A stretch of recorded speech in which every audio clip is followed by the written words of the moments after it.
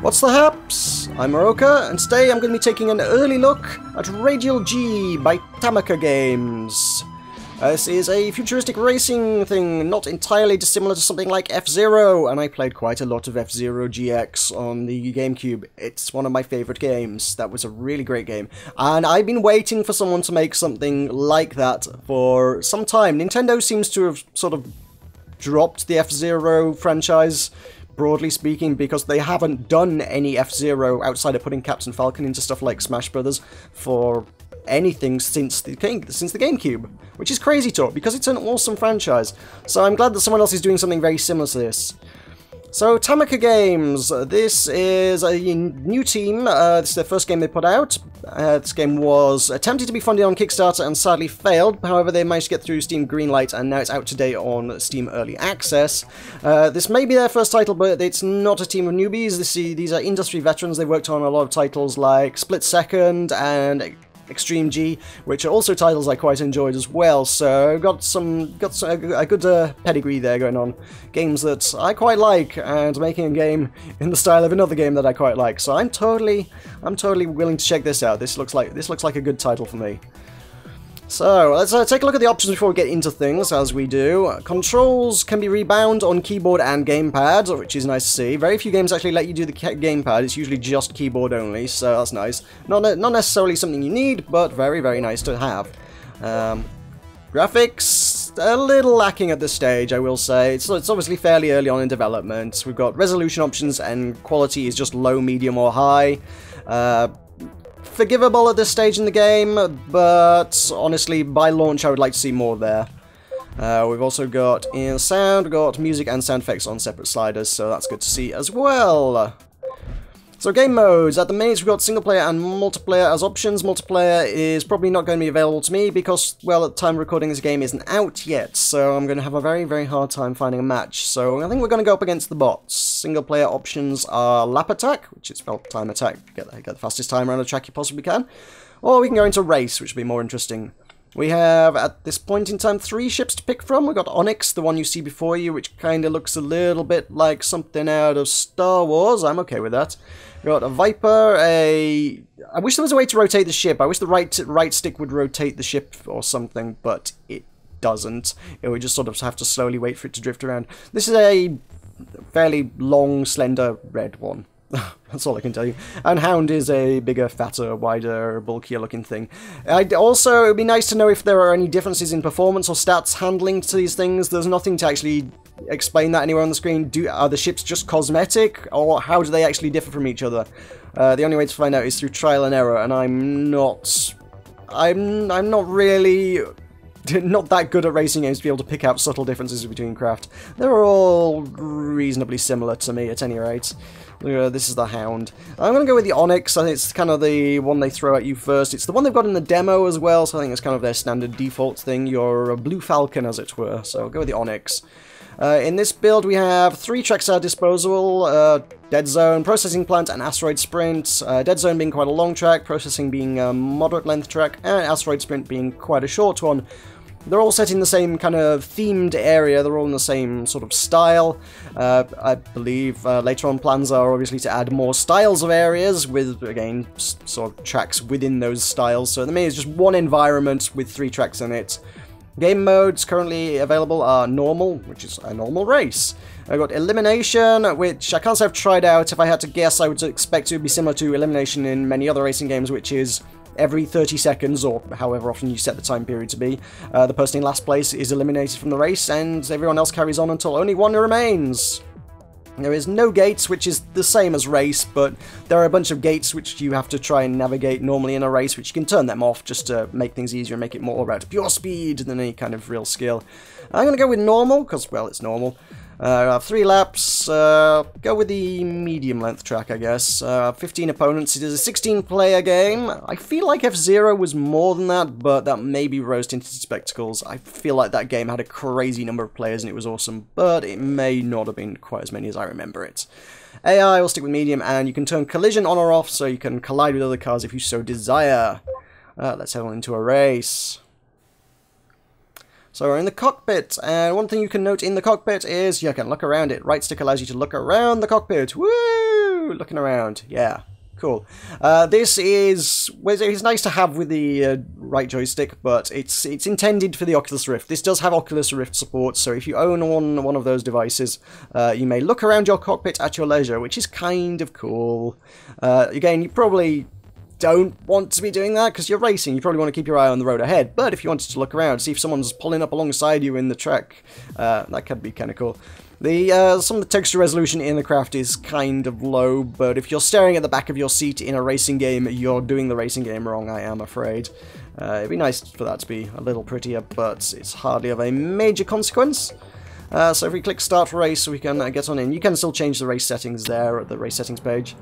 So we're in the track. We're starting 5th. That's nice. Normally it starts you right at the back of the pack. I don't know why I'm in 5th today. So we've got a long cylindrical track, very reminiscent of, hey, a number of the tracks that were in F-Zero. Actually, they were some of my favourite tracks as well, actually, the cylindrical ones were very cool.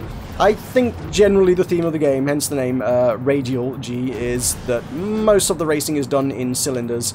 And yeah, they've got these green pads, which will boost us around. We've got some of these blue things, which will invert the track for a bit, because that, yeah, sure, just to mix things up a bit, just to really throw you off. We've got more inverters there. There's a few bits where the track's split. Kind of interesting. These flat bits feel very F-Zero just because, well, most of F-Zero wasn't on a cylinder. I apologize for continually making the F-Zero comparison, but I spent a lot of time playing that on the GameCube and it was one of my favorites, so it's a major reason for my wanting to check this game out. And it does feel very good. It feels very F-Zero, and I'm okay with this. You've got those lines, you can see a few up ahead, you can see the orange, green, and blue lines. They are obviously where the other cars are on the track. Where the other... it's just there so that if the car is on the other side of the track to you, you can still see whereabouts on the track they are. It's a nice little indicator. As you can see, we've got all these gates. These are the ones you can turn on or off. If you hit the red bits, you will take a little bit of damage and slow right down, so you kind of want to dodge those. Well, these are healing stations. This is a mechanic that's pretty much lifted straight from F-Zero. You can't really deny otherwise. If you press A, you can get a boost at the cost of your shields. The purple bar at the top of the circle on the interface is the shields. If you press A, it will deplete your shield and convert it into a speed boost. And then you've got those pads that you can go through to heal up your shields, which is exactly how F-Zero did it. That mechanic is an exact clone of the F-Zero mechanic, and it worked well. If it ain't broke, don't fix it, you know? So really, you want to be trying to hit as many of the green pads as totally possible. I'm not that great at it, but hey, generally speaking, I'm not one for racing games. I don't know, something about cool futuristic environments and floating anti-grav cars. I don't know, something about that really grabs me. I'm just a massive sci-fi geek, I guess. So I should probably be using more boosts to do these. They're a reasonably lengthy track though, so you probably can't overdo it. The boosts are probably a bit better on the short track, because you can boost much more over the course of one lap. You need to use it fairly sparingly around here, and if you hit that, yeah, you slow right down. There is a demo. I think I may have already mentioned that briefly. There is a demo of this on the website, so if you don't want to immediately spring for the early access, you can go check that out there. It is just a time trial. You can only fly the Onyx, and you can only fly it on one track. I'm not sure which of the tracks it is, but yeah, there is one track and one car available to test out if you want to get a feel for the game, see if you like it before you spring for it. The content, obviously, is kind of limited at this point. I mean, we're talking 3 cars, 3 tracks in the full title at this point in the game.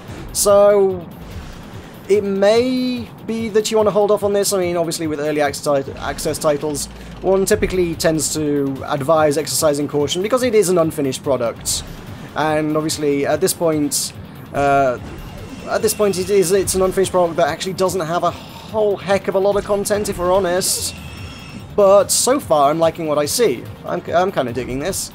But yeah, saying we want you to pay for 3 tracks and 3 cars might put a lot of people off, and that would be kind of understandable.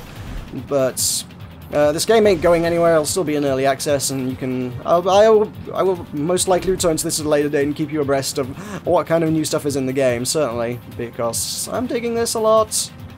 So yeah. It'd be nice to see an actual fully fledged game mode rather than just a single race. I think in the menu it does say Championship mode, and it does say coming soon, so it's clearly they're working on something a bit more akin to an actual, well, a championship, you know, an actual series of races in which you must compete for rankings and whatnot, rather than, at the minute, it's just single races. I get a warning that my shields are low, so let's heal up with these, they're useful. In the demo, I'd note the interface was slightly different. The speedometer on the car had like extra bars above the top that kind of incremented each time you went over a speed boost to tell you how much above your standard top speed you were going.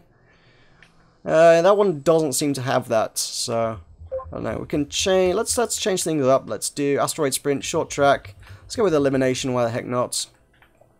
Okay, let's try that on a different. Oh, that's a thing. Ah, I can't change my ship from here. I gotta quit out to change the ship. That's a little annoying. I feel like perhaps having the option to change which ship you're in there would actually be quite nice. So let's go with Viper, why the devil not? We'll go with, where are we at? We want asteroid sprints with elimination, 30 second, 15 opponents, medium difficulty, sure. The AI is kind of all over the place. I can usually do reasonably well, and then there's usually like one AI that's miles ahead of me when it comes to actually the final times. I usually finish in like 3rd place, but then 1st place is like 30 or 40 seconds ahead of me. It's like 3rd place seems like a fairly respectable place to you know, finish, but then it's kind of whichever AI managed to finish first is like ridiculously far ahead. Now, I guess there's no kind of rubber banding, catch-up, whatever you want to call it, in this game to offset that, and that's kind of going to be a controversial thing, I suppose. Some people argue that racing games absolutely, definitely should not have catch-up, but I would say this game is a very good argument for having that, because it doesn't feel good when you're like, I'm doing really well in this race, however, I'm not doing well enough that the person in 1st place isn't 40 seconds ahead of me at the finish. It's like, how am I supposed to catch that? I can place reasonably well, but to get 1st place I need to do inordinately well. I don't quite get what's going on there. It's just kind of like, there's no mechanism to help you sort of compete with the AI if you're not just amazing at the game. I suppose the answer to that is get good, but some people just want to play a game without having to invest hours and hours and hours into pouring skill into learning to play the game extremely well.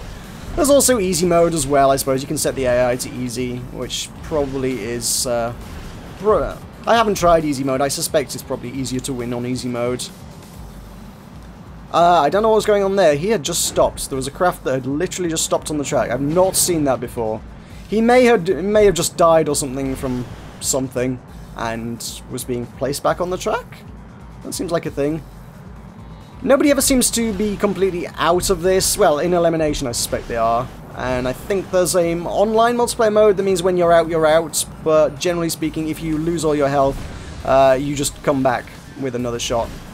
It's just like, picks you up, puts you back on the track with half health, and off you go again. F-Zero did have proper elimination, and it had a lot more combat to it. You could shunt people off the track. This is just racing. I won't lie, I would like to see that kind of F-Zero kind of combat where you can just do like a little sideways slam into another car and shunt them off the track. That's cool, I like that, but I'm not necessarily expecting to see it. It's not an F-Zero clone. As much as I might like it to be a F-Zero for the modern age, it's not. It is its own thing, and it would be unreasonable of me to expect it to be something else. Did someone just drive into the back of me there? I think they may have done. So how am I doing here? I'm in second... Well, I'm not going to be in second place now. I'm in second place, so... Oh, and 1st place is not that far ahead, in spite of my complaining. Oh, and I guess the rings on the track are where players went out. They just stay static on the track for you to collide into them. That's kind of interesting. I expect them to be removed from the track. So I'm now in 3rd. There's still people behind me, I think. I think I'm okay. Hard to tell who's been eliminated and who hasn't at this point. Okay, now I'm probably fairly last. I suppose the problem with a 30-second elimination and 16 people on the track, we're talking about 17 eliminations. No, not 17. 15 eliminations. at 30 seconds apiece. We're talking about the game's going to be 7.5 minutes long entirely. At least until I'm out, which may not be too much longer if I don't do too well. So it is a reasonably lengthy game, I guess, when we're doing elimination. The race is... obviously, it varies depending on the length of the track, but Asteroid Sprint's pretty quick. The other tracks, they're pretty lengthy, actually. I mean, you kind of expect races to be a bit shorter than they are, actually, I think. Certainly from my perspective, I was kind of doing the races, and by the time I've done one lap, I'm like, surely we must be nearly done. The really long track, Dead Zone, I've found myself, by the time I ended up doing one lap of Dead Zone, I'm like, Jesus, does this track never end? It was like, oh, you completed the first lap, go do it again. I was like, what? This race should be over by now. So, I don't know. Each their own, though. Some people will get really into a really long race. I don't know.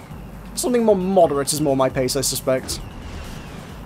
I don't mind a good long race once in a while, but I think the track in the demo, come to think of it, may be Dead Zone, because I seem to recall the race in that being fairly lengthy as well. Although, well, I call it a race. It's a time trial, as I said. The demo only has the time trial. Whoa, that was close. Nearly slammed right into that guy. Oh, I should probably heal up. I didn't heal up. I slammed into that. That's what I did. This is not going well for me. That's a heal. It does heal up a little bit after you... oh yeah, hey, I'm in second? What? It does heal up a little bit after you finish going through the field. It takes a while to fully charge. Ouch! That's not going to go well.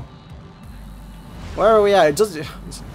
I hope it removes the names from the leaderboards if people have been eliminated, so that I can actually get a handle on whether I'm in 2 of 2 remaining, or whether I'm 2 out of, like, 5 people remaining. We're on lap... Jesus, we're on lap 6 of this thing. Jeez! Yeah, this one... elimination was maybe a bad choice, and I hadn't quite anticipated... oh, whoopsie. I hadn't quite anticipated exactly how long an elimination race might take. I was going to say, it's pretty easy to calculate exactly how long an elimination race is going to take, and I didn't give that much thought, I will confess. So, oh, there we go. Oh, someone's just overtaken me. Saw the blue line just shifting along the track. Oh, it's a nice touch, that, showing the lines just to show where people are. Let's sacrifice some shield for some boost. I need to catch this guy. Maybe. That's someone else just gone, I think. I think that's what the bleeps were.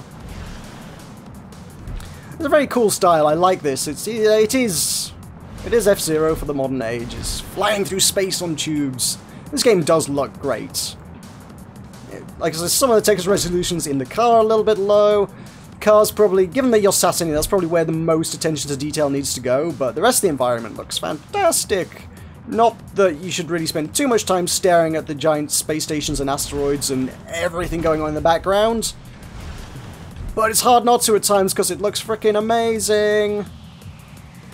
So that's the thing. Yeah, I'm liking the stylus a lot. Little concerned that it is lacking content right now, I will say, but the style of it and the concept is phenomenal. Let's say with early access, I would advise caution if you're not prepared to spring full price for this game. I'm not actually sure what the price of this game will be at launch yet, actually, but if you're not prepared to pay the asking price for 3 tracks and 3 cars, I would still advise holding off until it has the amount of content that you wish to see in this game before buying. With early access, make sure you're happy to pay for the content you're getting at the time you're getting. I would never advise that someone pay down the asking price on the prospects of potential future content. I think this means I'm about to go out. Yes. Yeah, the other guys have gone to DNF. I'm now second of second. I'm out. Hey, second's alright. I can live with second. Sweet. Good race, good race. So let's quick look at some of the stuff in Radial-G. This is, as I say, available on early access today. If you're happy with the asking price for the amount of content that is currently in it, I would say go check it out. But obviously, if you think that the asking price is a little too much for 3 cars and 3 tracks, then hold off and see how this goes. But right now, I will say that I have high hopes for this thing, and I think it looks really cool. It seems really promising, and I'm definitely looking forward to seeing what comes of this game in the future. So this has been Radial-G. I've been Meroka. Thank you very much for watching. I'll see you next time.